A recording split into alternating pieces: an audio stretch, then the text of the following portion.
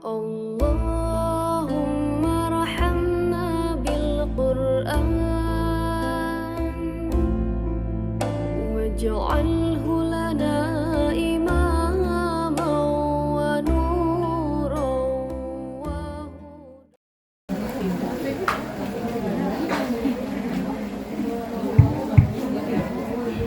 Ya jauh. Bismillahirrahmanirrahim. Assalamualaikum warahmatullahi wabarakatuh. Panggil boleh ya ibu-ibu.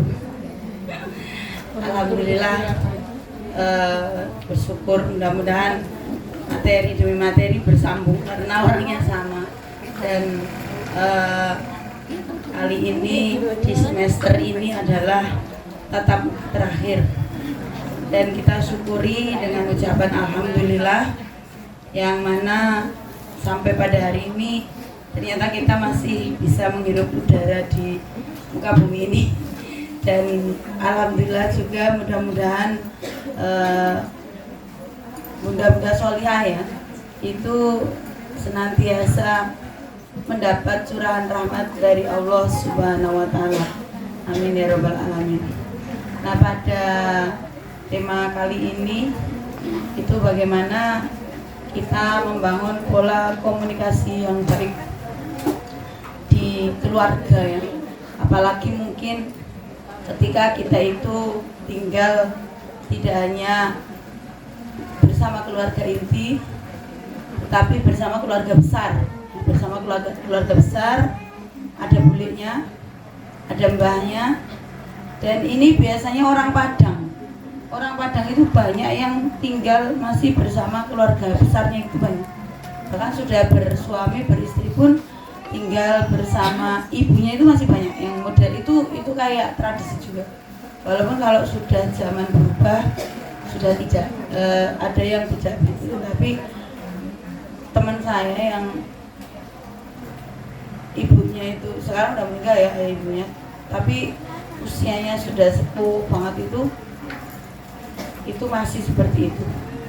Nah, kita akan berbincang tentang tanggung jawab pendidikan anak dan bagaimana kita terus menjaga pola komunikasi yang baik sehingga kita menghasilkan generasi yang berkualitas. Nah, saya mencatat, saya megang spidol. Ini kita mau kuliah bersama karena saya tidak menyediakan PPT ya. Nah, saya mau sharing ini pengalaman, lebih enak sharing karena sharing itu nyata, bukan teori ya, bukan teori. Nah, sharing kali ini tentang kita sebagai orang tua itu harus hati-hati dalam mendidik anak ya, dalam mendidik anak dari kehamilan sampai dia di masa golden age, usia emasnya, dan akhirnya dia tumbuh dan berkembang meremaja. Sebenarnya remaja itu nggak ada, mendewasa, karena dalam konsep Islam itu anak-anak dan pemuda, iya nggak ada. Jadi di dalam Islam itu tidak memberikan ruang untuk masa-masa labil yang disebut remaja. Sebenarnya nggak ada. Kalau psikologi Islam nggak ada. Jadi kalau dulu mungkin ada Al-Fatih di mana beliau umur 17 tahun sudah menjadi panglima, artinya masa dalam tanda kutip remaja, dia sudah belajar yang giat, yang enggak alay gitu ya, enggak baperan, yang enggak semau gue gitu mengikuti dirinya sendiri ya, yang terlalu diberi ruang untuk masa perubahannya yang terlalu lama begitu ya. Itu sehingga 17 tahun itu menjadi anak-anak sudah pemuda yang siap berjuang, bukan hanya menjadi pasukan tetapi menjadi pemimpin pasukan. Nah, maka ketika kita itu tidak salah dalam mendidik mereka dari kandungan, itu bermula dari mana? Bermula dari pola komunikasi ya. Saya juga mencatat yang perlu kita tahu ya, Yang namanya tanggung jawab pendidikan itu yang paling utama adalah dari orang tua, dan itu adalah ayah dan ibu. Tidak ada perbedaan tanggung jawab, walaupun mungkin sebagai ayah itu yang paling pertama ditanya ketika nanti di akhirat, yang paling pertama ditanya, ya bagaimana kamu mendidik istrimu, mendidik anak-anakmu. Itu yang ditanya adalah ayahnya. Yang paling, saya kalau gitu, misalnya kalau dulu anaknya belum subuh, itu bukan saya nggak mau bangunkan, karena kadang-kadang kalau ibu membangunkan itu nadanya itu si, iya nggak? Do re mi fa sol la si, sinya si.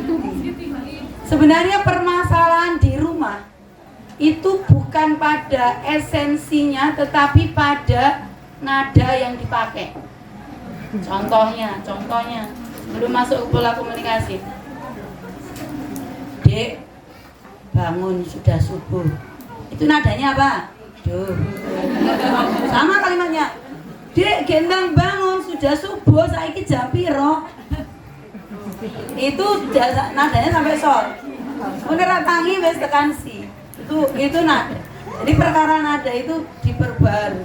Ada orang, suaminya itu orang Medan, istrinya orang Jawa.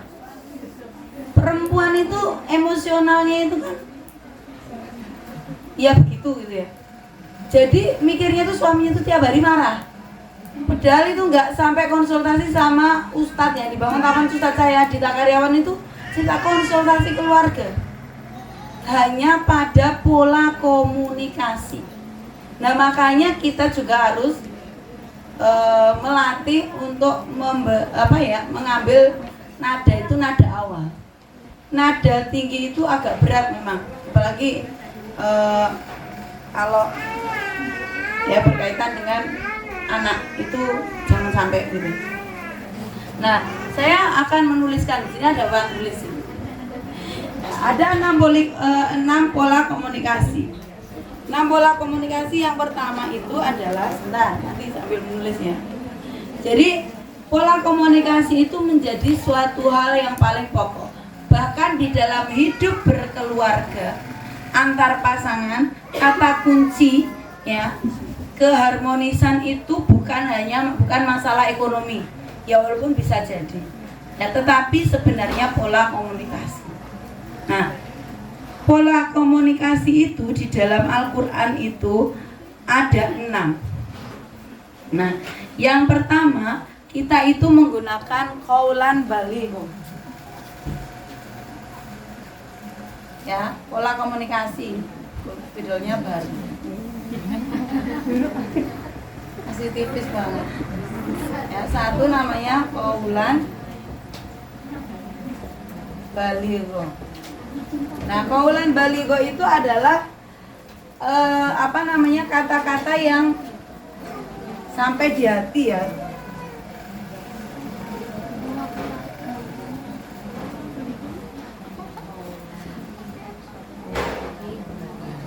Qaulan baligh ya. Jadi kata-kata yang berbekas di jiwa. Nah, ini komunikasi yang baik. Komunikasi yang baik antar pasangan terutama kepada anak. Nah, qaulan baligh ini adalah komunikasi atau perkataan yang berbekas pada jiwa. Nah, qaulan baligh itu ada di dalam surat An-Nisa ayat 62-63 ya. Itu iya dikatakan mungkin kalau ayatnya itu qaulan baligh. Kalau kita itu berkata-kata kepada anak, kita harus memilih kata-kata yang bisa menyentuh hati dia. Ya, yang membekas, yang nanti sampai dewasa dia akan mengingat-ingat kata-kata itu. Nah, tadi saya catat, mohon maaf tidak membuat PPT. Nah, qaulan baligh ini seperti apa? Jadi kalau saya menasehati anak dengan kata-kata yang menyentuh perasaan, itu biasanya mengambil suasana yang tepat.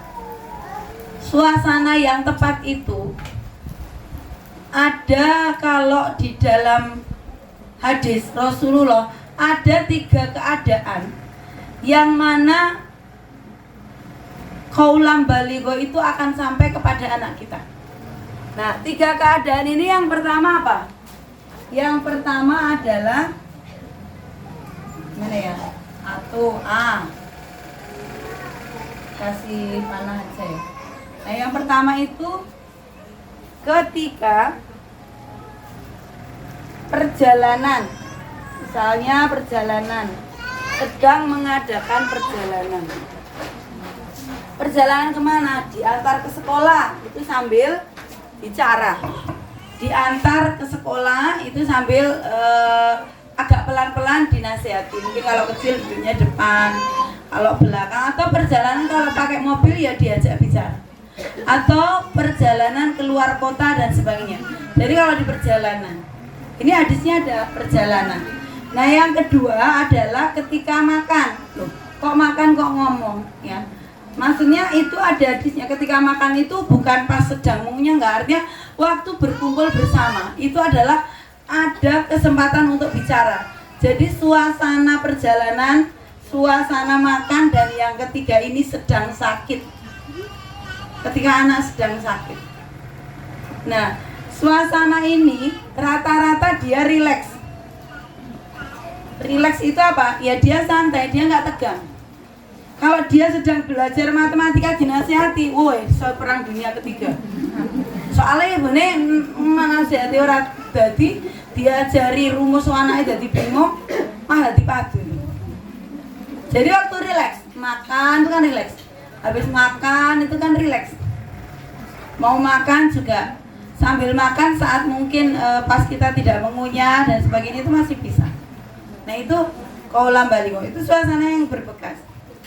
Jadi kalau saya, oh ya nggak apa-apa, oh harus bisa, iya. Nah, jadi kalau saya memberikan nasihat kepada anak saya seperti itu, apalagi kalau dia sedang sakit, itu dapat banget.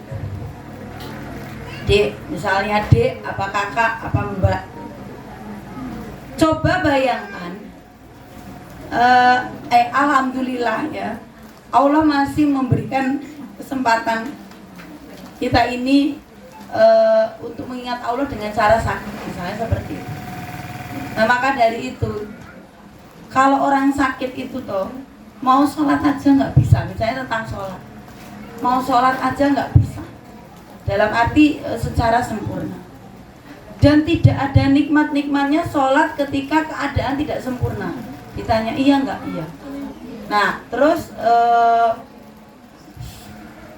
nasihat itu kena karena dia bisa jadi kalau kondisi itu rileks itu alfa, kondisinya alfa, antara ya pokoknya agak-agak santai itu alfa. Nah itu mengena. Ada kemarin anak saya itu yang saya bilang apa sih kesini? Oktober apa November? Oktober. Saya itu mau doanya ya, pokoknya sudah cukup 4 orang. Anggota keluarga saya itu 5. Jadi curhat. Agustus itu anak saya nomor 1 itu kecelakaan, ya jatuh lah. Enggak, kayak kesandung, tapi kok ya patah gitu ya. Itu jari kakinya. Akhirnya operasi. Kemudian saya September. Nah kemudian Oktober itu saya kecelakaan juga, keseret motor. Anak saya yang ketiga itu kejatuhan kaca di sekolah, kaca mading, sampai seret gitu. Ini ada yang guru SMA itu ya kemarin. Iya, sampai kayak gitu ya, 20 jahitan. Itu ada yang mengena, nasihat itu mengena untuk dia itu apa? 1, kakaknya yang pertama bilang, dek, kalau kamu sedang dapat musibah, ada 3 hal yang kamu akan dapatkan, katanya kakaknya. Berarti nasihat saya masuk kan, diingat-ingat kan sama dia sejak dulu. apa? Dosa kamu dihapuskan, pahala kamu ditambahkan, dan doa kamu dikabulkan deh. Sehingga kamu harus banyak-banyak berdoa. Saya tanya, itu jahitannya 20 itu. Nah, saya tanya, Dek, apakah kamu sudah mendoakan orang tuamu ketika kamu merasakan sakit di jahitan? Ya, sudah. Berarti membekas nggak? Membekas. Di kakaknya membekas, diturunkan ke adiknya. Ada peristiwa lagi, mohon maaf sekali. Ini di rumah, maksudnya ini di rumah. Mungkin kalau ada yang di rumah belum terbiasa ya, nanti kita akan belajar bersama. Kalau dulu kakaknya itu waktu ABG SMP itu tuh yang nomor 1 itu dia make, kok saya melihatnya agak kurang, menurutku dia agak mulai berontak dengan cara berpakaian awalnya, walaupun sekarang sama cara berpakaiannya. Sempat dia itu memakai baju yang agak modis gitu. Bagi saya nggak masalah selama memang itu, tetapi saya berharap dia tidak seperti itu, tidak terlalu modis lah. Nah, alhamdulillah saya waktu itu ngisi pengajian, ngisi seminar jilbab sama pemainnya apa tuh itu, ketika cinta bertasbih, apalah saya lupa, yang ada Oki Setiana Dewi, terus satu lagi siapa? Meida Safira, ya betul. Saya lagi ngisi dengan dia di UMY. Nah, saat itu dia terkesan di habis itu di perjalanan pulang di mobil itu saya sharing aja bagaimana pendapatnya. Nah, itu berkesan. Kemudian adiknya saat itu, ya ini Kaulam Baligo itu seperti itu. Saat itu adiknya itu bukan kelas 5 kalau nggak naik kelas 6. Dia kelas 5 mau naik kelas 6. Dia SMP kelas 1. Dia bilang adiknya itu suka pakai celana yang segini, di dalam roknya itu maksudnya. Terus kaos kakinya milihnya yang pendek segini. Terus saya dengar percakapan itu, artinya ada yang membekas dalam diri kakaknya. Tang, namanya Konita Tang. Kamu tahu, kalau pakai celana itu, daleman itu harus yang panjang dan kaos kaki sama celananya itu harus tabrakan. Sehingga ketika kamu naik motor, roknya naik, itu nggak kelihatan. Itu yang nasihati kelas 1 SMA, SMP itu seperti itu adanya. Nah, ini Kaulam Baliko. Jadi ada sesuatu yang berkesan. Nanti ada yang penting, ini tak cepatkan. Nah, kemudian yang kedua adalah Kaulam Kariman. Kaulam Kariman itu ada di dalam surat Al-Isra. Apa? Perkataan yang mulia. Kaulan karimah. Pakai ki. Kaulan itu kata-kata. Yang dua adalah kaulan karimah. Kaulan karimah itu apa? Kata-kata yang perkataan yang mulia. Nah, perkataan yang mulia itu adalah perkataan yang baik. Perkataan yang tetap terjaga dalam kemuliaannya, yang baik dan ada manfaatnya. Nah, misalkan ada istilah-istilah yang sebenarnya artinya sama, contohnya ya, kita milih kata-kata yang misalnya antara pembantu, dan ART. Lebih mulia mana?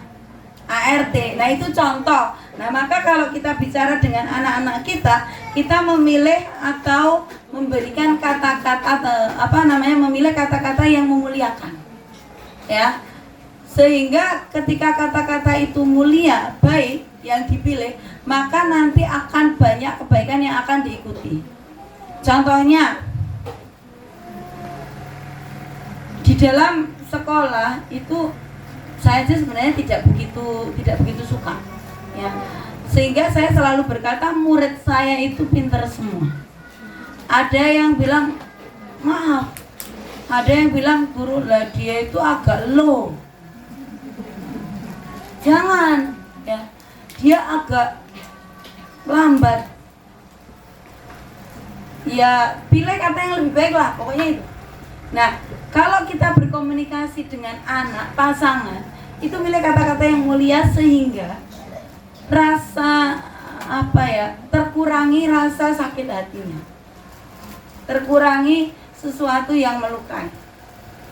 Nah, itu kata-kata yang harus kita pilih, qaulan karimah, kata-kata yang mulia itu tadi.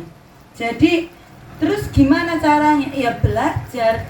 Nah, makanya kadang-kadang saya mencari kata-kata yang tepat. Ketika ada anak yang dibilang dia terlambat gitu ya, dia terlambat, memiliki daya tangkap yang lambat, itu masih mending daya tangkap yang lambat. Terus ada yang bilang low, dia low gitu. Nah, itu kurang sepakat, atau dia itu banget ya. Ya pokoknya bahkan dari kata banget itu tuh juga wah gitu. Itu tuh saya tidak setuju. Karena apa? Image positif kita itu mengundang hal-hal positif yang lainnya. Saya selalu ya, jadi guru, jadi orang tua, ini termasuk kata-kata yang mulia. Jangan pernah melupakan untuk berdoa setiap ketemu siapa saja. Apalagi ketemu muridnya, ketemu anaknya dalam setiap kesempatan, ketemu suaminya dalam setiap kesempatan. Kata Jalaluddin Rumi, puncak cinta seorang hamba kepada sesama itu adalah mendoakannya. Saya kalau ketemu murid itu saya satu bertanya, kalau tidak sempat bertanya kabarnya, selalu saya bilang, ya Allah semoga kamu pinter dan soleh. Itu laki-laki. Kalau perempuan, semoga kamu pinter dan soleh. Itu kata pendek tapi luar biasa. Dan itu qaulan karimah ini akan menarik menjadi energi kayak magnet yang menarik sesuatu ya, sesuatu sehingga orang yang kita ajak bicara itu merasa memiliki kehormatan dan kepercayaan diri yang meningkat. Contohnya, saya punya murid dulu di kelas 3, mungkin punya guru yang ya saya nggak tahu bagaimana menilainya. Artinya dia agak banyak terlambat, bacanya kurang, ininya kurang. Ketika saya diberi masukan seperti itu, saya berpikir positif bahwa anak itu bisa. Pertama kali saya bertemu dengan murid-murid saya bilang, Mas, semua anak di kelas ini adalah pintar. Oh.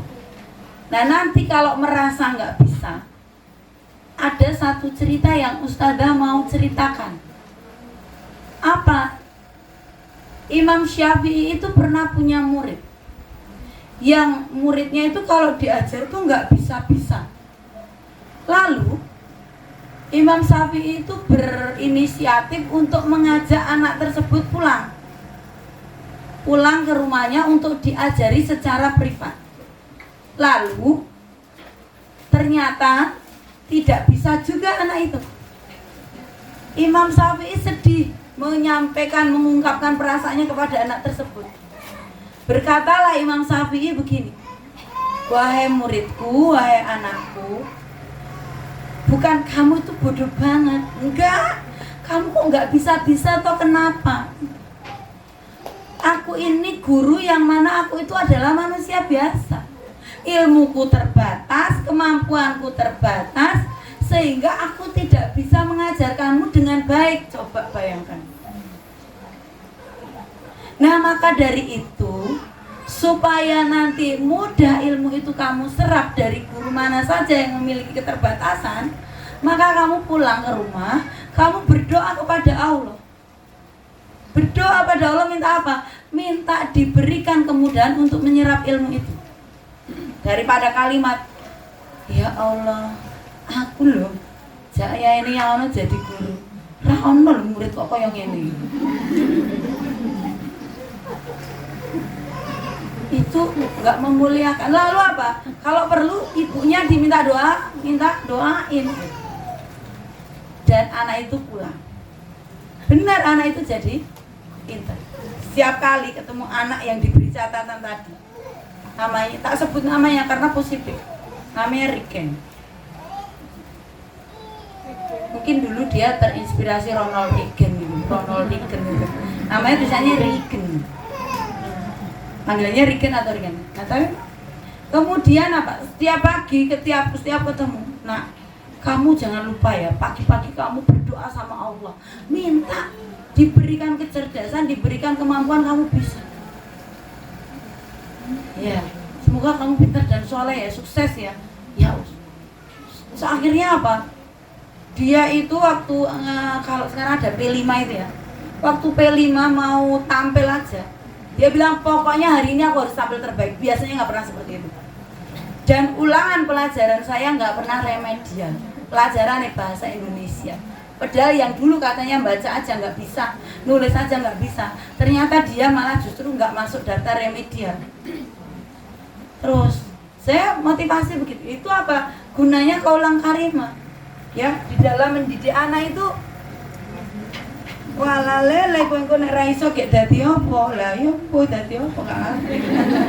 Orang tuanya aja meragukan, gimana Allah mau ngasih gitu ya. Nah, kemudian yang ketiga itu adalah kaulam maisuro.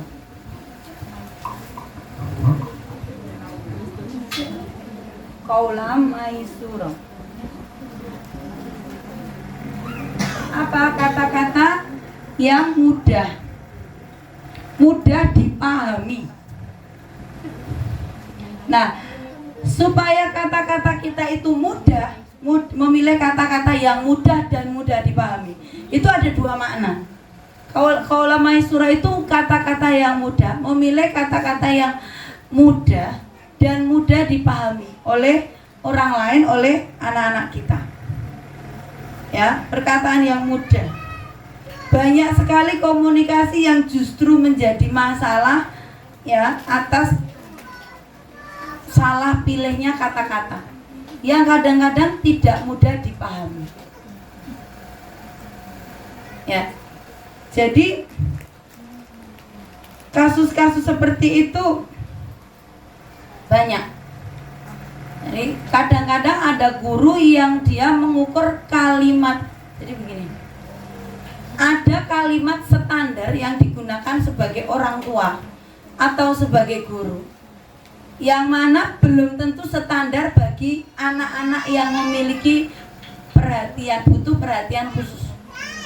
Saya punya murid di kelas yang kemarin anaknya itu selalu bercerita yang saya itu kadang-kadang harus fokus mendengarkan, benar-benar tak dengerin karena ceritanya itu aneh. Kadang-kadang dia tiba-tiba berubah moodnya, terus dia bilang waktu itu kita kasih advice kalau dia itu suruh kontrol ke dokter. Kenapa? Ya untuk mengecek kemampuannya. Dia datang sekolah, terus ternyata aku itu rendah kecerdasannya, dia bilang gitu. Iki sopo sih ngomong gitu ya? Enggak, kamu pinter kok, saya bilang gitu. Pinter, saya bilang. Karena apa? Ulangan pelajaran saya itu dia masih 70, itu kan lumayan. Enggak di bawah 5. Itu masih lumayan. Artinya masih dikejar, apalagi dia Al-Qur'annya bagus, nanti dia tersibuk. Yang penting ada kata-kata itu yang membahagiakan dia. Bahkan dia itu sering cerita yang tidak saya pahami, terus saya menjawabnya itu mencoba dengan memilihkan bahasa-bahasa yang tepat untuk dirinya. Tidak mudah. Orang tua dengan anak itu bahasa, walaupun mungkin ngerti artinya tapi nggak ngerti maksudnya. Ya, pernah ya kita mengalami seperti itu. Jadi bahasa anak itu misalnya, kita misalnya bicara surga neraka itu juga belum langsung bisa. Ya, walaupun anak tahu yang namanya surga itu baik, neraka itu buruk, tapi nggak langsung serta-merta seperti itu. Nah, memilih kata-kata yang juga mudah. Karena apa? Islam sendiri itu mudah, enggak menyulit-nyulitkan. Ya, tidak menyulitkan. Misalkan ada contoh kalimat yang mudah itu, yang anak itu dia akan mudah memahaminya juga. Misalnya perintah atau instruksi yang secara tertata kalimatnya. Misalnya jangan lupa deh, kalau orang tua pergi ya, nanti kalau jamnya sudah masuk jam 9 itu pagar dicek, ini di ini di ini gitu. Itu kan instruksi secara tertata. Kadang-kadang kita pernah karena terburu-buru memilih kata-kata yang sesuatu gitu.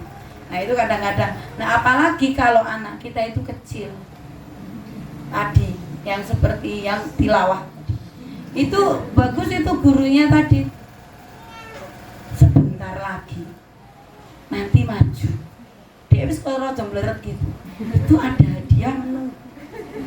Nah anak-anak itu masih gitu loh. Lah muda itu juga masih butuh, anak-anak itu butuh reward.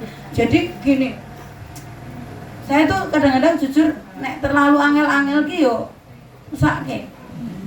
Contohnya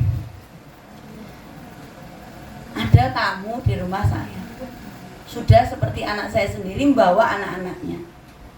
Karena pemahaman dia itu dapat nasihat dari seorang ustadz yang namanya angpo itu nggak boleh itu loh. Pokoknya itu tahu toh, gitu tahu toh. Pokoknya jangan nanti nerimo angpo, ngono warna nanti kebiasaan nanti gini. Anak kecil itu masih butuh itu. Nah itu kan angel, dipahami anak-anak angel. Oh aku lagi butuh duit, gue tuku jajan, kok ora oleh. Itu dijelaskan nggak masuk itu. Susah. Jadi nanti akan ada masanya bahwa mereka paham bahwa saat ini aku sudah nggak dapat hakku lagi. Contohnya ketika SMA, kamu SMA ya nggak dapat. Nah, itu anak SMA itu gitu. Oh kamu mahasiswa ya, udah nggak dapat. Bule saya tuh gini, walaupun kamu udah mahasiswa, karena kamu belum menikah masih tak kasih ya. Walaupun podo sini sing SD mau 10.000, sing mangga 10.000 gitu ya. Nah, tapi apa yang apalagi anak-anak kecil itu nggak mudah dipahami.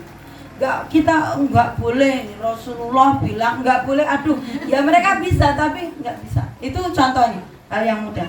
Nanti kita akan apalagi dengan suami. Dengan suami itu harus membangun pola komunikasi sefrekuensi itu tadi. Jadi kalau nggak sefrekuensi nggak bisa. Jenengan nggak akan bisa menjelaskan kepada suami jenengan kalau suaminya itu tidak pernah diajak ke Rutab Al-Qarni, tidak pernah dihimbau untuk dapat materi di pengajian ayah, dan akan menjelaskannya itu harus memilih kata-kata yang cocok dengan suami kita. Itu kerja 2 kali jenengan.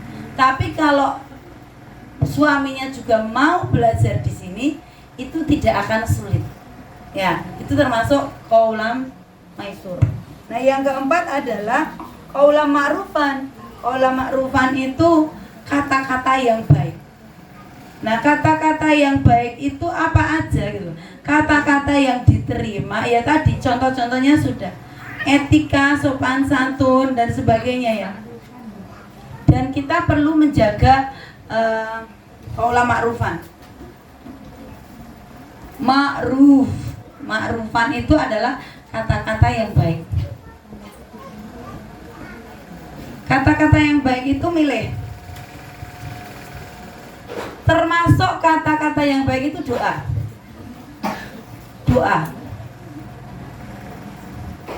Kalimatnya gini, ya, besok jangan lupa ada undangan sekolah ayah. 1, pilih mana nanti, ya.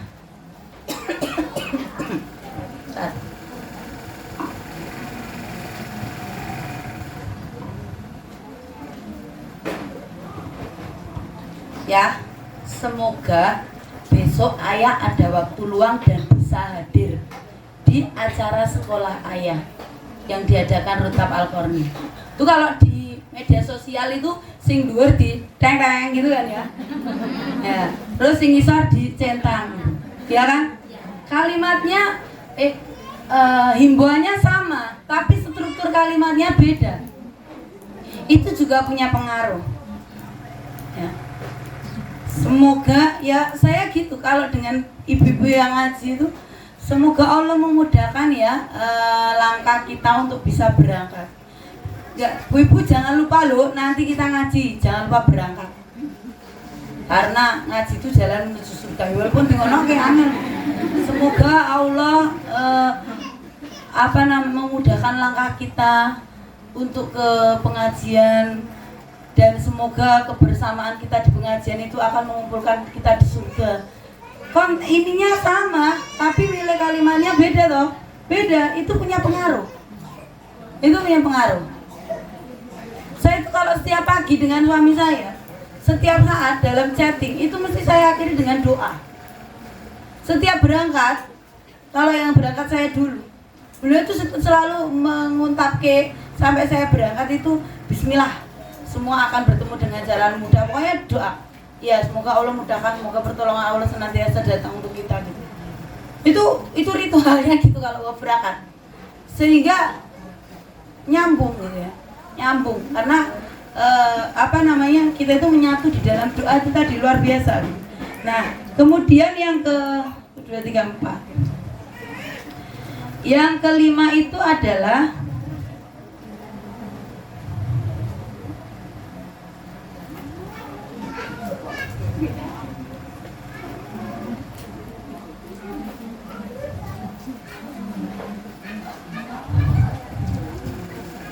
ternyata 5 bukan 6 ya.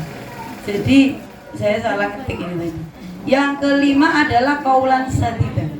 Qaulan sadida itu perkataan yang benar. Ya. Qaulan sadida itu perkataan kata-kata yang benar. Qaulan sadida ini dalam suratnya ada sebenarnya An-Nisa ayat 9. Falyattaqullah falyaqulu qaulan sadida. Nah, qaulan sadida itu adalah perkataan yang benar. Nah, perkataan yang benar itu tidak bohong, jujur, apa adanya, tidak dibuat-buat. Nah, kita harus memperhatikan yang namanya akuratnya sebuah pesan yang akan kita sampaikan. Nah, bermula dari kita memahami pola komunikasi ini, maka kita akan bisa berkomunikasi dengan baik sesama anggota di rumah tersebut. Jauh lebih mudah memang ketika kita berkomunikasi dengan keluarga inti saja. Itu lebih mudah karena tidak akan muncul intervensi dari keluarga yang bukan inti. Ini mudah, kita ngecak kayak begini mudah. Karena apa? Karena seperti ini. Kalau sudah diterapkan, tapi bukan berarti saya bilang bahwa ketika panjenengan itu tinggal bersama ibu, itu menjadi masalah, itu tidak selalu. Karena ada yang bersama ibunya, mbahnya, itu tetap berjalan sesuai dengan koridor. Maka ketika jenengan itu, sekarang sudah terlanjur ya, ketika misalkan belum menikah dan nanti diminta untuk tinggal, kita juga perlu membuat MOU perjanjian. Misalnya ibunya itu, kalau ibu-ibu zaman dulu itu susah. Jadi ada beberapa pakar yang menyatakan seseorang itu kalau sudah jadi nenek, itu yang muncul itu kasih sayang tanpa batas. Berbeda dengan ibu, karena naluri ibu itu ya di umur-umur ketika dia melahirkan. Jadi hormon ibunya itu memang muncul. Ada rasa ingin mengatur, ada rasa ingin membimbing, mengarahkan, itu ada. Mungkin nenek memang ada, tetapi dia lebih membebaskan. Contohnya, saya tadi sempat cerita, ini murid saya, fakta. Ibunya itu sudah beberapa kali dipanggil guru BK di sekolah kami. Bukan perkara apa-apa, perkara omongan. Jadi beliau itu tinggal dengan mertuanya. Secara hubungan harmonis, tidak bertengkar, tidak. karena dia sendiri mampu menempatkan sebagai menantu. Biasanya kan kalau perempuan tinggal di rumah mertua itu munculnya konflik. Ya, munculnya konflik. Kalau suami tinggal bersama mertua tidak masalah. Ya kan, maksudnya itu ibunya perempuan. Itu biasanya. Nah, alhamdulillah dari sisi ibunya wali murid saya ini tadi, maksudnya wali murid saya tadi, itu dia bisa ngomong mertuanya. Tapi yang jadi masalah, ketika ibunya beberapa kali dipanggil gara-gara anaknya, itu ibunya sebenarnya sudah mencoba menerapkan hal-hal yang sesuai dinasihatkan oleh BK, bimbingan konseling sekolah. Cuman saya nggak tahu apakah BK itu bilang bahwa ketika punya masalah, yang pertama dituju itu adalah Allah dulu.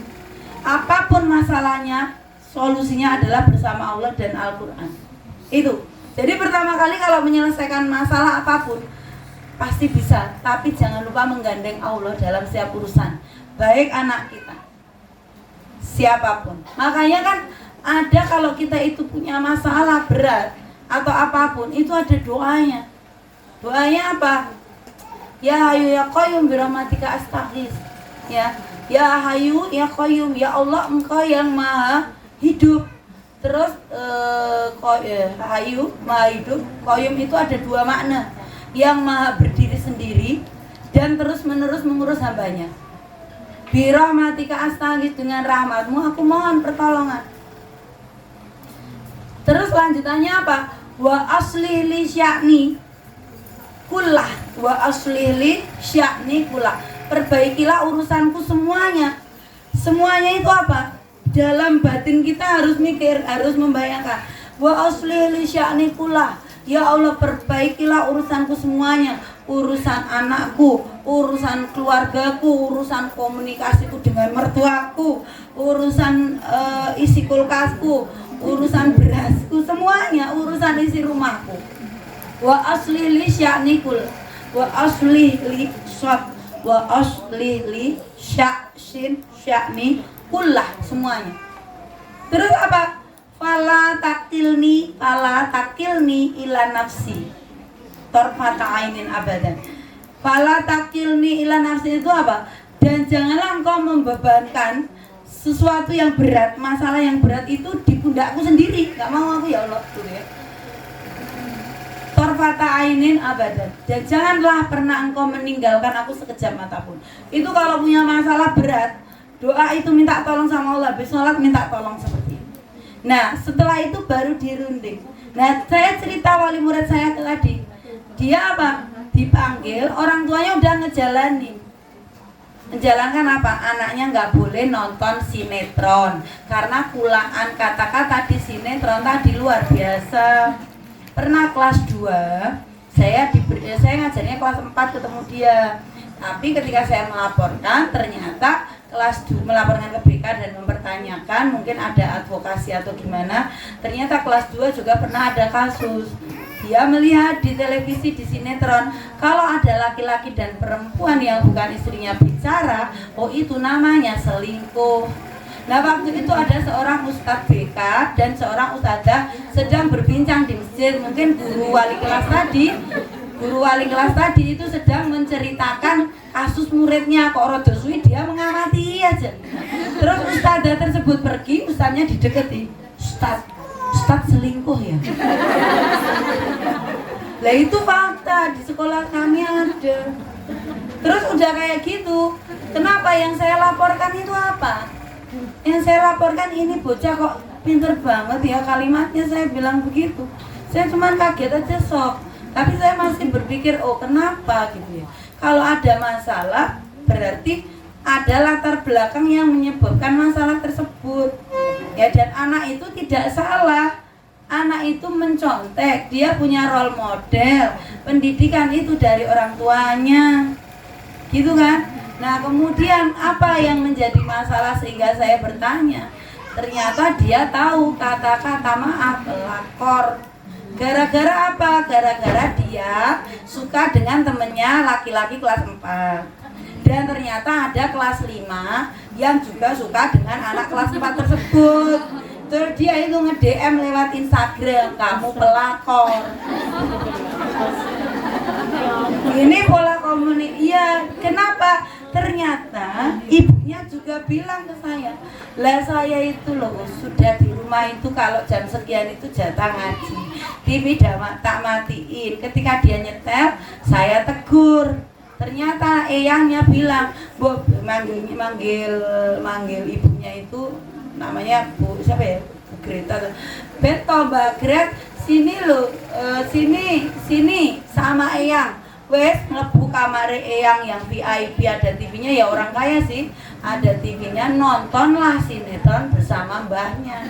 Yang mana ada kata-kata yang tidak diketahui, tetapi itu masuk di dalam pikiran alam bawah sadarnya yang sampai benar-benar melekat. Engko nek wong lanang karo wedok udu bojone ngomong selingkuh. Engko nek ana wong seneng karo padha senenge sing itu pelakor. Padahal dia nggak ngerti kan? Pelakor kan nggak sekedar seperti itu, dan selingkuh kan nggak sekedar sesederhana itu. Nah ini bahaya banget. Makanya kita itu sebagai orang tua harus memahami hal ini. Maka sebagai seorang ayah, belajar kayak gini itu harusnya lebih dulu dibandingkan istrinya. Karena tugas seorang suami itu adalah mendidik istrinya. Tugas pertama seorang laki-laki itu mendidik istrinya supaya menjadi ibu yang baik. Maka ketika ternyata sebelum jenengan jadi istrinya sudah menjadi wanita baik, itu sebenarnya sudah dapat nilai plus. Nih kok banyak yang nggak bersyukur, itu loh yang kadang-kadang malah dijak sinaura gelem itu ya. Itu yang susah. Karena apa? Kalau ada pertemuan wali murid, itu saya gumun, yang paling banyak datang itu kenapa ibu-ibu gitu. Padahal maaf bahasanya le nikah bareng, le gawe bareng gitu kan ya. Ya kan, walaupun yang melahirkan istrinya, tapi kenapa dibrok ke istrinya semua? Karena yang ditanya nanti di akhirat itu bukan istrinya yang pertama, ayahnya gitu. Mudah-mudahan pagi tadi ketika sekolah ayah itu dibahas demikian. Jadi ayah, nah hadisnya apa gitu ya. Sebentar, hadisnya saya bacakan gitu. Kamu sekalian adalah pemimpin, dan kamu sekalian itu bertanggung jawab atas orang yang dipimpinnya. Ya, seorang raja adalah pemimpin, para suami pemimpin keluarganya, dan istrinya juga pemimpin bagi rumah. Suaminya ke anak-anaknya. Ya, misalkan seorang suami itu memimpin istri dan anak-anaknya. Seorang istri memimpin anak-anaknya, apalagi kalau suaminya nggak ada.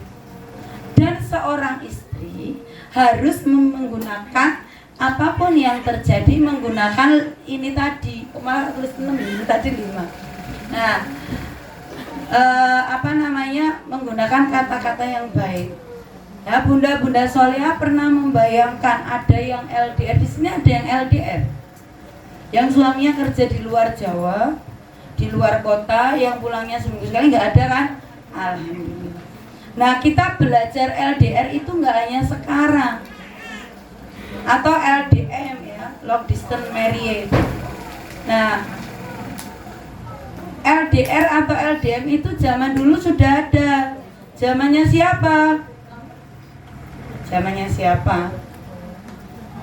Iya, Nabi Ibrahim dan Ibunda Hajar. Tapi ya, coba baiknya Ibunda Hajar itu yang harus kita contoh. Kalimat yang baik itu selalu dipilih dari komunikasi tersebut. Bayangkan selama 10, ada yang menyatakan 10 tahun, 11 tahun, 12 tahun ketika ketemu dengan ayahnya, itu figur ayah itu masih positif di depan anaknya. Coba kalau kadang-kadang bukan kita ya, tetangga kita atau orang jauh dari kita, ketika LDR bapaknya nggak ada, anaknya angin, itu kan bapakmu penak banget, iki apa-apa ibumu kayak ngerti-ngerti kowe meng terus bijine 100, engko nek bijine elek. Nah, atau mengatakan apa, bukan mengguti ya, menjelekkan suaminya depan anaknya. Itu bahaya. Nah, itu contohnya ya. Makanya ketika ada masalah ya tetap falyakul khair aw liyasmut, berkata yang baik atau diam itu penting. Nah, maka yang terjadi adalah sosok seperti Nabi Ismail yang dia wong lagi ketemu itu mau disembelih kok mau. Mungkin kalau anak sekarang itu ya wis ibu iki mungkin pendaki nono-nono bapaknya gitu. Gini. Cuman kirim duit tok, terus pulangnya 2 minggu sekali, nggak ngerti repotnya misalnya itu. Nah, anak mungkin nggak akan, siapa sih kamu bapakku, tahu-tahu malu menyembelih gitu. Siapa kamu nggak pernah ngurusin aku kok gitu ya. Nah, tapi apa, kalimat-kalimat yang baik itu selalu ada dalam diri lisan Ibunda Hajar itu tadi, sehingga sosok Ismail itu akan tumbuh menjadi anak yang hebat. Jadi kalimat-kalimat yang baik itu akan menumbuhkan energi saraf-saraf otak itu berkembang dengan baik. Satu kata buruk kepada anak kita mengkerut itu otak. Ya, makanya kalau punya pasangan, ayo sefrekuensi memilih kata-kata seperti ini. Lah terus kalau ayahnya nggak dapat seperti ini, ya ada forum dialog. Kita membuat kesepakatan dengan pasangan kita. Untuk apa? Ya untuk sama-sama bisa mendidik dengan baik anak-anak kita. Nah, itu ya, itu kalau kita memahami. Nah, terus kalau tadi terlanjur, misalkan kita tinggal bersama mertua, terus mertua itu punya intervensi yang luar biasa. Itu perlu dipikirkan untuk mencari kontrakan dulu. Itu bukan provokasi. Artinya masa golden age putra-putra jenengan itu di tangan jenengan, dan pilihan memilihkan tempat pendidikan yang terbaik itu adalah tanggung jawab jenengan.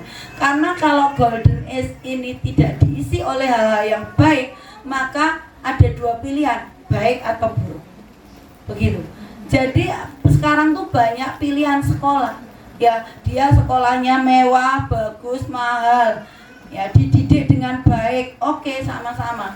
Terus ada sekolah yang fasilitasnya sederhana, lebih murah gitu ya. Nah, kalau kita berpikir panjang ya, kalau sama-sama berkualitas kita milih yang fasilitasnya sederhana. Karena apa? Kadang-kadang dengan fasilitas yang lebih sederhana itu juga akan mendidik kesederhanaan untuk anak-anak kita.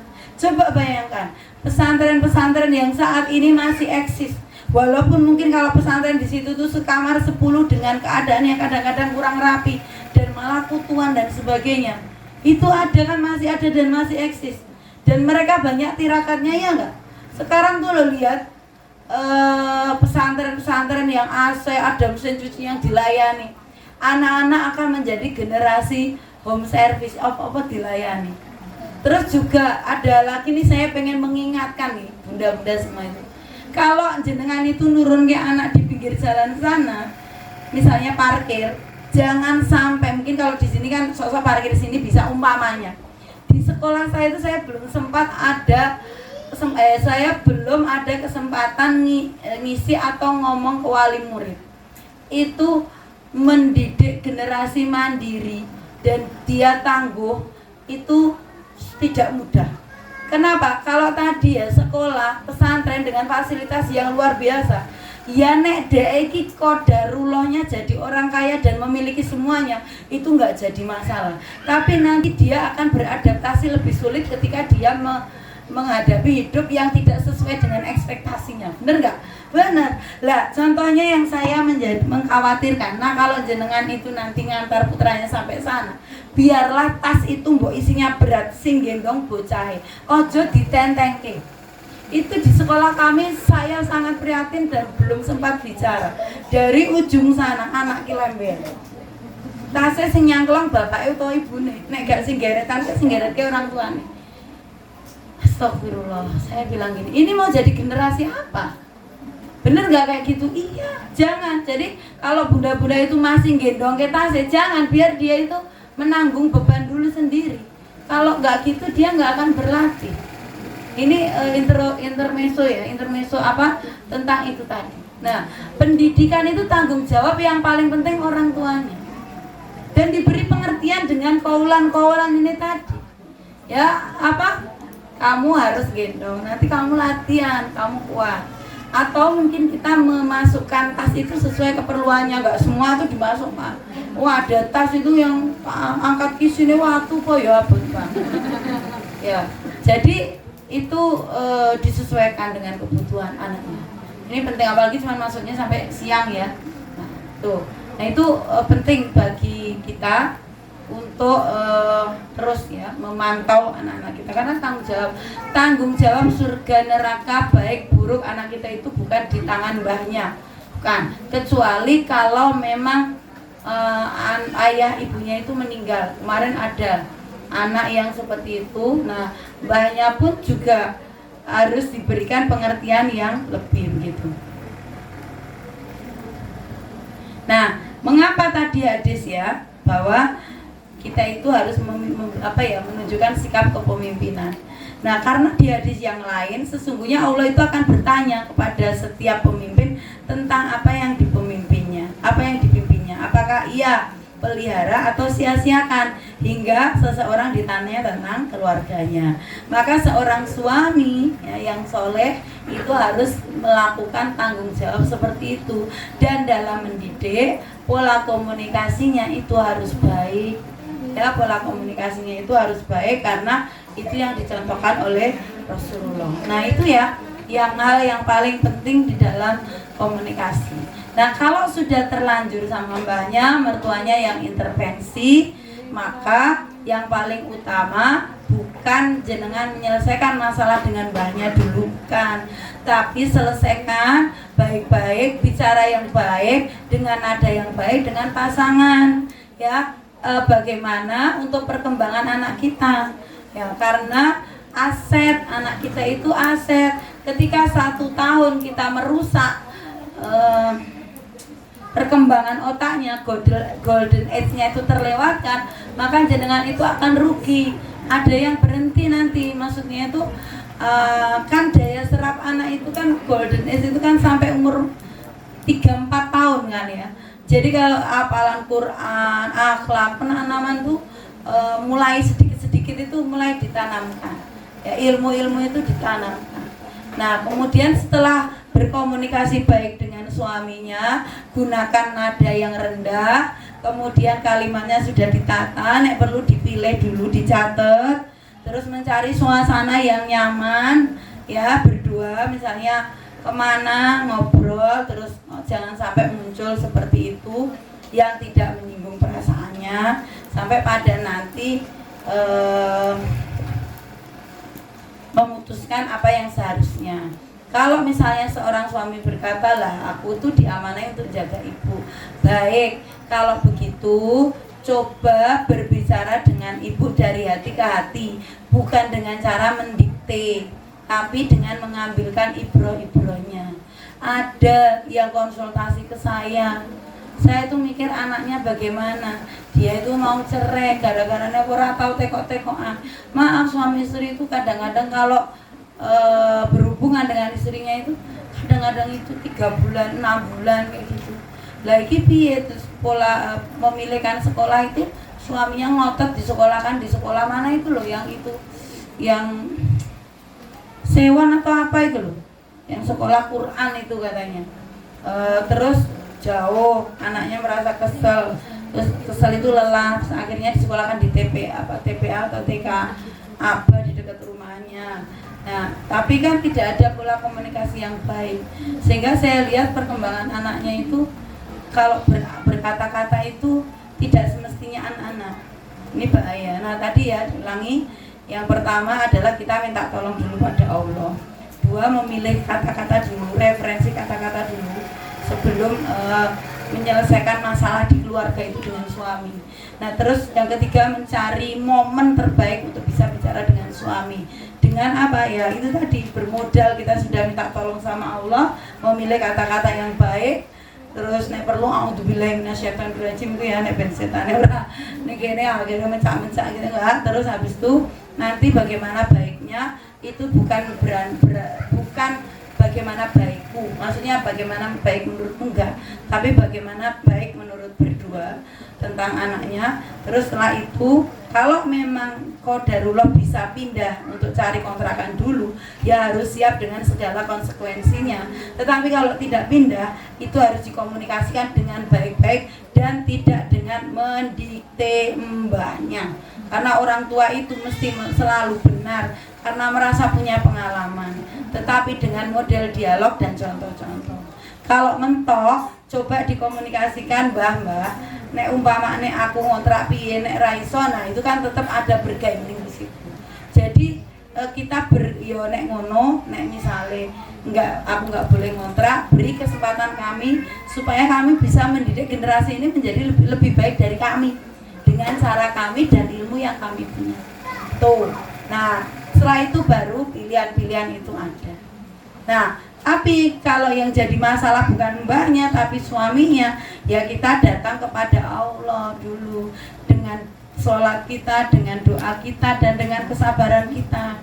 Ya, karena ada wanita solehah yang bisa jadi rezekinya dapat suami yang solid tapi masih berproses terus untuk membenahi karakternya. Jadi kalau punya suami yang dalam arti susah diatur, bukan diatur ya, susah untuk beberapa hal misalnya dalam komunikasi, oke tuh ini orang iso sefrekuensi ya kenapa begitu, itu jangan menyalahkan dulu suaminya. Yang perlu dicari adalah latar belakang suaminya sampai seperti itu.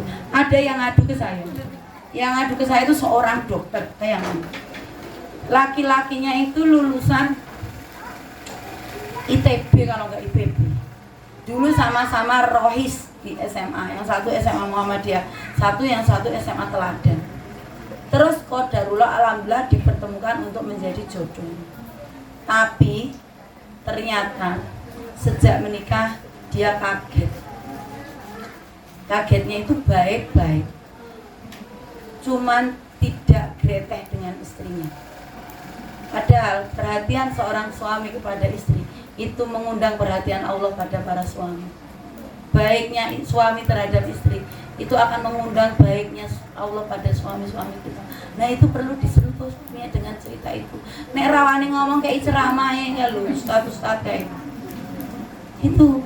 Nah kemudian apa yang terjadi? Kalau maaf, saya bilang, kalau pertama awal-awal nikah itu ya mendatangi saya itu sebulan sekali. Kalau dalam malam itu udah setengah tahun sekali. Saya bilang, oh iya berarti dia laki-laki batirku. Oh iya kuat men gitu yang laki-laki. Kalau perempuan itu jauh lebih kuat. Perempuan itu kuat. Bahkan ada penelitian kan yang perempuan itu kalau ditinggal suaminya dan dia sendiri, dia akan panjang umur karena dia merasa bebas. Bisa jadi suaminya yang datang kedua tuh masalahnya lebih banyak, katanya gitu. Tapi beda dengan laki-laki. Laki-laki itu beda, katanya begitu. Ya. Rata-rata gitu, wah ada mbak yang janda itu orang yang mbak tuh banget orang meninggal. Itu tingkat stresnya. Itu ada yang kecekain. Nah apa yang terjadi? Saya tanya, Mbak, walaupun dia masih muda, dia dokter. Saya tanya, coba. Saya ini, terus dia itu tiap malam tuh nongkrong, tapi dia punya orang itu enggak. Yakin? Iya. Dia keluar tuh badminton. Saya tahu persis. Oke. Kira-kira suaminya ini punya latar belakang apa? Jadi kalau jenengan punya suami yang kita rodo angel di ajas frekuensi, itu pola didik suaminya itu yang perlu dilihat. Jangan nyalain suaminya. Ya kan anak kan nggak salah toh, bisa jadi pola orang lain. Setelah dicek, kenapa suaminya seperti itu? Bener, dia cerita bahwa ayahnya itu seorang kepala bank, kepala cabang bank, manajer apa pokoknya bank, tapi bank negara BRI atau BNI. Tapi hitungan buat pelit gak karuan, galak orang Sulawesi, keras. Istrinya orang Sulawesi juga. Saya nggak tahu istrinya orang mana, tapi ayahnya orang Sulawesi. Jadi kalau misalnya dalam 1 bulan tuh ngasih istrinya uang 2 juta, ya pokoknya mbok piye 2 juta ki cukup. Misalnya belanja ke supermarket bersama suaminya. Istrinya nambah gula sekilo, nggak masuk daftar, nggak boleh. Serius itu, serius. Terus suatu ketika istrinya suruh belanja ke pasar, nambah bayam siji 2.000 kok 1.000. Itu zaman dulu. Sekarang dokternya itu umurnya 30 lebih, 35an. Berarti udah berapa? Terus tapi sugih duit itu jan hitungan koyo harmoni koyo Cina kok ora ya ora. Oh, hitungan banget gitu. Sampai pada akhirnya dia itu bayam itu dia utang tanggane kon njaluk duit tanggane 1.000 itu tadi. Untuk ngijoli suaminya itu tadi. Nah, kalau masak dan orang kaya dia, masak itu meja makan tuh ombo gitu kan. Nanti kalau nggak cocok itu disorek gitu. Buana sing tiba, buana sing ora gitu sampai. Nah, dia melihat anak itu. Nah, di perkembangan jiwanya kira-kira punya masalah nggak? Punya masalah. Semua itu diatur, semua. Alhasil ini mungkin kalimat yang paling cocok buat mereka itu adalah alhamdulillah umur 40 tahun ayahnya meninggal. Ya alhamdulillah. Tapi karena istrinya itu bisanya cuma diatur masalah keuangan, sehingga kira-kira kalau orang yang biasa diatur tuh nyekel duit bisa nggak? Nggak bisa. Dengan kekayaan yang ditinggal itu langsung habis-habisan. Karena manajemennya dia tidak ya kadang-kadang kita perlu memberikan tanggung jawab itu untuk melatih. Habis semua. Nah, setelah tahu titik masalahnya seperti itu, saya minta tolong pahami keadaan suaminya. Yang dia sebenarnya tanda kutip dia itu jiwanya itu terluka dan sakit. Dan itu perlu ada advokasi atau penyembuhan yang lain. Jadi mohon maaf saya nggak ngerti ya panjenengan semua. Misalkan punya suami yang kok keras dalam hal apa, itu bisa jadi ada faktor-faktor yang latar belakangnya perlu jangankan suami jenengan juga pasti kan begitu. Pola didik ibu-ibu jenengan, orang tua jenengan tuh punya pengaruh, dan makanya di sini butuh disampaikan dan dicari jalan tengahnya begitu. Nah ini penting karena generasi di belakang kita itu harus jauh lebih baik dari kita. Itu pesan dalam surat An-Nisa yang kemarin saya baca di ayat 9 ya, harus lebih baik generasi kita. Nah ini sebenarnya di mana kembalinya? Pola komunikasi. Gimana? Kalau dikomunikasikan gitu ya. Saya punya latar belakang dengan didikan orang tua saya, sampaikan ke suami saya. Suami saya punya latar belakang pendidikan. Saya maklum, suami saya itu nomor 12 dari 12 bersaudara. Saya nomor 1 dari 2 bersaudara yang jaraknya 10 tahun. Dan orang tua saya dengan kakaknya Abi yang nomor 1 itu tua kakaknya Abi yang nomor 1. Berarti kira-kira pola pendidikannya Abi itu sudah zaman kolonial banget. Ya kan? Iya. Nah, bapak saya sudah generasinya agak kesini. Itu beda, sangat beda. Nah, maka kata kuncinya apa? Di komunikasi. Jadi ketika mungkin saya bicara yang entah nadanya tidak tepat, itu akan dimaklumi. Walaupun mungkin seret, mungkin nek coro tabrakan seret tapi selesai gitu. Enggak le tabrakan alon-alon, le bubar alon-alon, ora suwi banget. Ya, karena apa? Karena siap kita. Nah, tapi itu menjadi dipahami karena saya bercerita. Ini pola, ini ibu saya begini dulu, bapak saya begini. Saya coba memahami. Ya. Ibunya ibunya suami saya itu wanita menurut saya wanita paling solihah sepanjang yang saya tahu. Coba kalau maem ceritanya katanya dewe anu setelah sempat ya kali SMA IT mangkat dhisik anu suaminya nggak tahu masuknya jam berapa ya, kita mesti nggak sempat makan pagi bersama, kesuwen banget kok ya ramu gitu kita mbak itu enggak ya karena mereka punya kolam ikan, punya itu kolam ikan. Kalau di daerah Purwokerto itu kan banyak beramai, terus sawah gitu ya, petani. Bapak saya kan ASN gitu. Ibu saya di Puskesmas, bapak saya di Badan Tenaga Kerja. Beda banget aku lagi gitu.